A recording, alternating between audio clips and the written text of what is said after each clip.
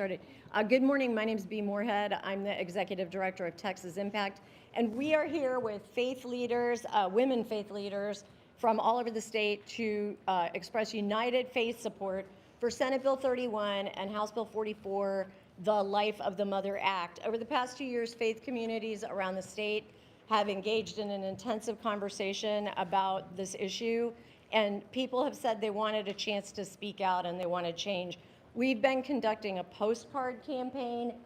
This is the postcard, and since January 14th, more than 6,000 Texans have submitted these postcards. I'm not going to talk for long. I'm going to get out of the way and let these faith leaders say what they need to say. We are here because this is Faith Days at the Capitol, and the interfaith community is here in force. Hundreds of people advocating.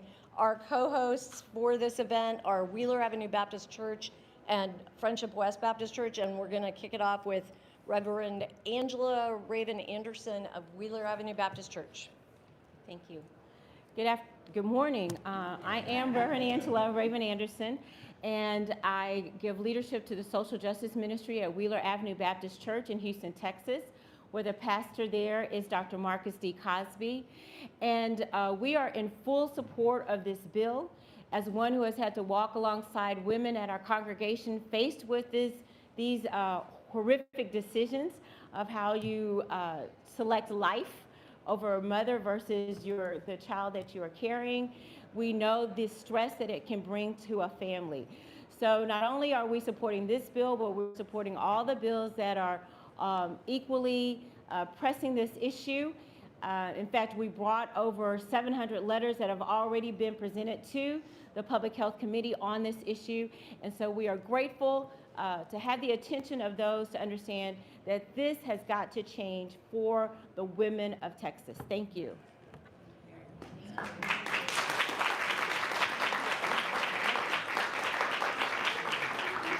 Hi, I'm Reverend Jody Harrison, and these faith leaders, all of us, we have been here since the beginning until now fighting this fight. I am a former hospital chaplain endorsed by the Cooperative Baptist Fellowship in Virginia and Texas. Chaplains are called to listen, to meet people where they are on their spiritual journey and provide pastoral support. Since Texas SB 8 was passed and Roe v. Wade overturned, I provided pastoral care to many young women. They relayed the terror of being pregnant in Texas under our current conditions. I provided pastoral care to families who decided to leave. They no longer feel safe here in Texas, especially if they have daughters. I also provided care, brokenhearted, for women who cannot leave for various reasons, who have chosen sterilization over pregnancy in a state that will not save them if a pregnancy threatens their lives. Today, I support Senate Bill 31 as it finally provides a return for Texas to value a pregnant woman's life, a return to respect physicians, to use evidence-based science, and finally, a return to the sanctity of the patient-doctor relationship. Thank you.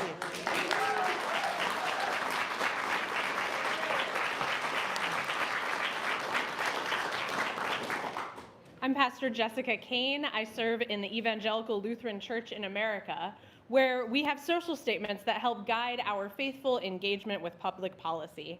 After the Dobbs decision, our presiding Bishop Elizabeth Eaton referenced our abortion statement. She said, in this social statement, this church holds both women and developing life in the womb as neighbors. This church declares that any person who has become unexpectedly pregnant, and I would add here, or as a pregnancy that is a danger or potential danger to their life, has moral agency to discern what to do. And this decision-making usually happens in a community. Not only the person who is pregnant, but with God, family, partners, friends, doctors, and pastors. People of faith like me support SB 31. We've been begging the Texas legislature for clarification around the medical emergency exemption in the Texas abortion ban since before that law even passed.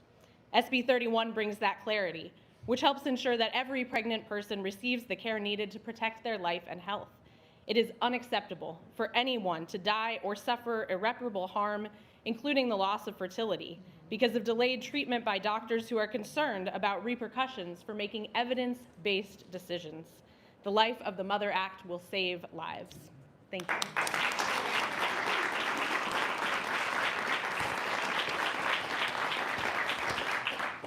My name is Rabbi Gail Swedrow. I serve as the Associate Rabbi at Congregation Agudas Achim, a synagogue here in Austin, Texas. As someone whose religious tradition clearly states that the life of the mother takes precedence over the life of an unborn child, SB 31 restores freedom of religion for hundreds of thousands of Texans. As a clergy person, I have heard directly from those impacted by the current lack of clarity in our state's laws, the physical and emotional pain, along with the crisis of faith that accompanies it. SB 31 matches the definition of medical emergency to existing state law. And on a personal level, as someone who was 6 weeks pregnant in March 2020, when the same forms of life-saving medicine being discussed today were considered elective due to the COVID pandemic, I have personally experienced the fear that comes with not knowing if my doctor will be allowed to fully do their job, to do everything in their power to save my life, to ensure that my then 2.5-year-old would still have a mother, were my life to be endangered by this much-wanted pregnancy. SB 31 would allow for those who are pregnant, for their family members as well, to rest assured that doctors would be allowed to do their jobs and provide medically indicated treatment.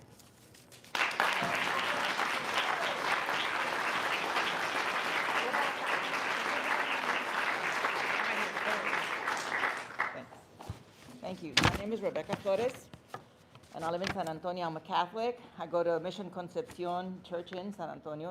It's a wonderful old mission. And I have worried about the future of my 7 granddaughters since 2022, when this bill banning abortions from the moment of conception was passed. So I have been worried about their future and their reproductive years in the future. I know that pregnancy and childbirth are wonderful experiences. I had 3 children and I had 1 miscarriage. So I also know that there is nothing ever sure about your pregnancies. So we are here today, and we that are here today, all of us must be sure that in the future that each pregnant woman receives the best care to protect her life and her health. I cannot accept that my 7 granddaughters might suffer or die during pregnancy because of confusion or delayed treatment. The bill, the wonderful title of it, The Life of the Mother Act, which is like, come on, will save lives. No woman should die because her doctors can't do what they have to do. Thank you.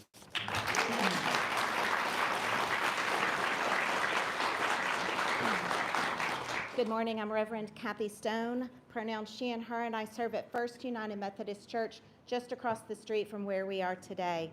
Like the other women who have spoken, my denomination, the United Methodist Church, strongly supports legislation that will save women's lives. We are willing to do whatever we can to help this pass so that here in Texas, women feel safe having babies and doctors feel confident to practice evidence-based medicine. Thank you.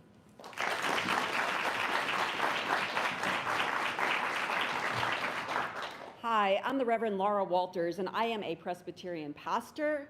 I'm a woman of faith. I'm a mother of 2 Texas-born and bred daughters, and I am a grandmother of a 10-month-old beautiful baby girl. And in every one of those roles, I support the Life of the Mother bill, because this particular bill saves the lives of Texas moms.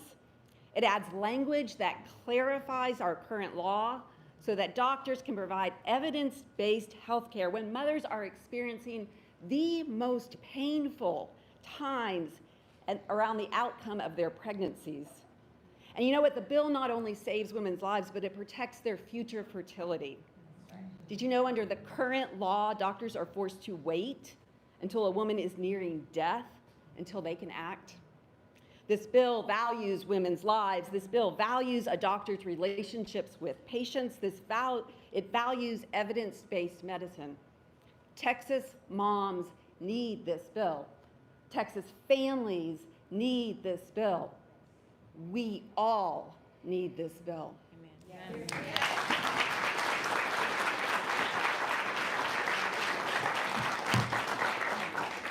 Good morning. I'm Reverend Elisa Stebbing, an Episcopal priest at St. Christopher's Episcopal Church in Austin. I'm also the mother of 5 daughters and 4 granddaughters. My stand on the Life of the Mother Act is informed by my ministry and the personal lived experience within our own families and the lives of those in our congregations. Statistically, 20% of pregnancies will end in miscarriage. That's about 1 million pregnancies in the United States every year. I and my congregation are called to give necessary aid and support to all pregnant women. That includes caring for the lives of mothers who have difficulty in pregnancy and need medical attention when something goes wrong in order to save their lives. A priest in our diocese told me yesterday, born and raised in Texas, that she is too afraid to get pregnant, even though they want a family because of the risk of her having a miscarriage and dying. They would consider moving out of the state so they could safely try to have children, but if a bill like this were passed, they would definitely stay and start a family here. This bill, the Life of the Mother Act, will save lives.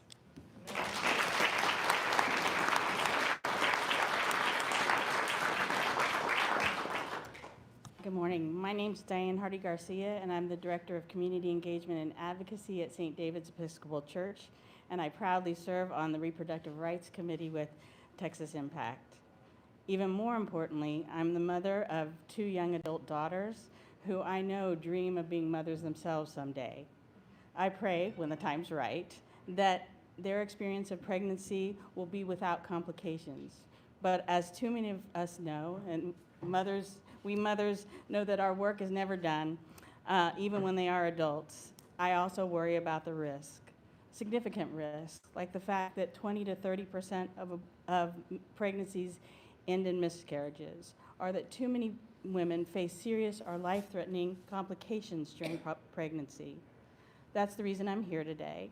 Should one of my daughters, or any of our daughters, face a health crisis in pregnancy, the Life of the Mother Act will allow physicians to medically care for them, so that losing a pregnancy doesn't also mean losing their lives or losing the chance to have children in the future.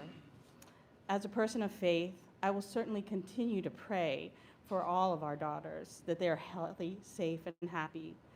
But today, I am not only praying silently or alone. Today, with my church and with this community of faith, we are praying with our feet together as we urge our elected officials to support the Life of the Mother Act so that all our daughters can be healthy and thrive.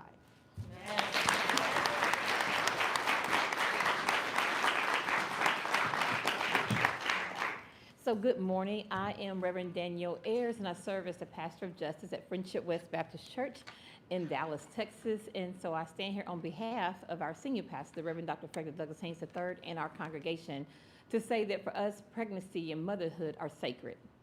And so because of that, for the past 4 years, we have been more engaged with dealing with Black maternal mortality rates, because Black women are 3 times more likely to die from pregnancy-related issues. And we feel our current abortion climate and laws place all women, and especially Black women, more at risk. And so we do believe and we support the Life of the Mother Act, Senate Bill 31 and House Bill 44, so that it does free up the doctor, and not only the doctor and medical team to provide proper care, but it begins to be the right step in the right direction to restore a full body autonomy to women, because our bodies belong to us and not anyone else.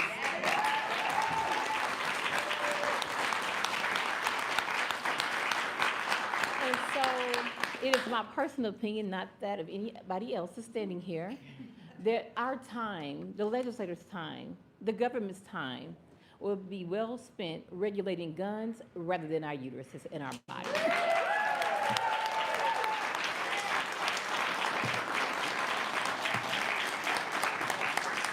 I want to thank all of the women faith leaders who have taken time to be here today to express their support. And I want to recognize the House author of the bill, House Bill 44, Representative Charlie Guerin. Would you please come up?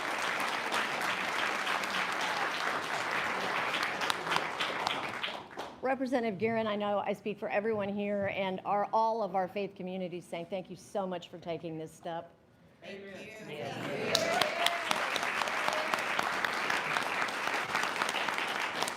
It's an honor to carry the life of the mother bill.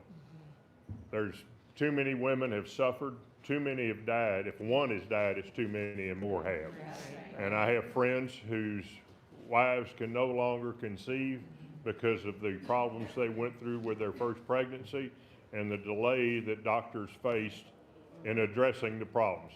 This bill will clarify, and it's the most important, in my 24 years here, this is the most important bill that I've ever carried, and I'm gonna work on it. We're gonna get it to the finish line. And I told the governor, I said, Governor, if I ever make you mad this session, you have to veto something, you can veto everything else, but you leave this one alone. This is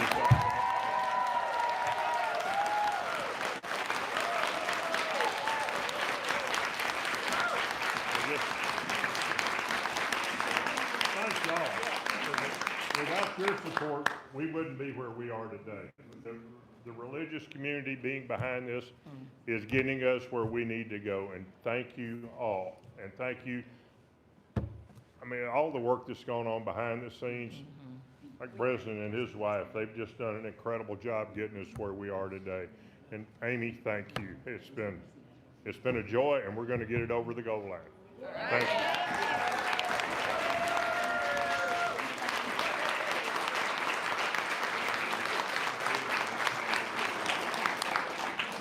Well, this concludes our press conference. I don't know if we have anybody here who wants to ask questions. I'm not sure. But I know that we are going to be under extreme pressure to get out of this room pretty quickly. So we do have another representative here, Josie Garcia. If you would like to say a couple of words, you would be welcome to. You could make it brief. And then in as orderly a fashion as possible, if everybody can vacate so the Texas Impact maintains our good standing in this building. Good morning, everyone. Thank you so much for being here today. You could have been a million other places, but you chose to be here at your state capitol, and it really means a lot to us for many reasons. I'm proud to stand here before you as the first and only woman veteran to ever serve in the Texas House of Representatives. Thank you so much, and all those applause really mean so much to me for my own personal journey and my own reasons. It means so much more to us because in 2022, there was still women's history to be made. Let's think about that. You know, no matter what your spiritual background is, no matter what your political preference is, no matter whether you served or you haven't, whether you love somebody of the same sex or you don't, one thing that we know as a fact is that there's some laws that are wrapped up in a little bit too much personal hate and feelings. I retired from the military medical health field, 20 years service, and one thing that I know is that we have laws that govern. They're called the Hippocratic Oath. Right? The Hippocratic Oath is already there, holding our providers accountable. If you or anyone you know has ever been in the medical field or are a provider, you understand how much you pay in malpractice insurance. Right? Am I right? We already have the laws that govern care. But what we found ourselves wrapped up in is losing the sight of what pro-life really means. Right? Because as givers of life, how pro can you be for life than to support mothers? Or to support women who want to be mothers? Or to support those who can't be mothers but rely on another woman to provide them with a child? Let's think about that. Let's think about mothers such as mine, who found herself at a young age severely addicted, who found herself at a young age unable to take care of a child. By the grace of God, other mothers had the opportunity to mother me. So when we're talking about pro-life, and we're talking about the Lord and spirituality and protecting life, we have to put our mothers first.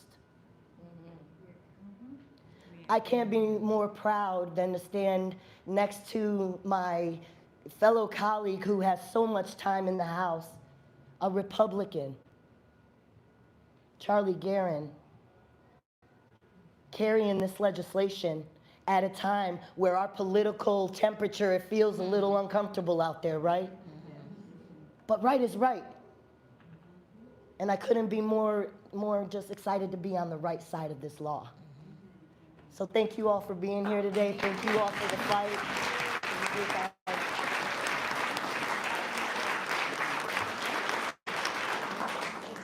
All right, y'all.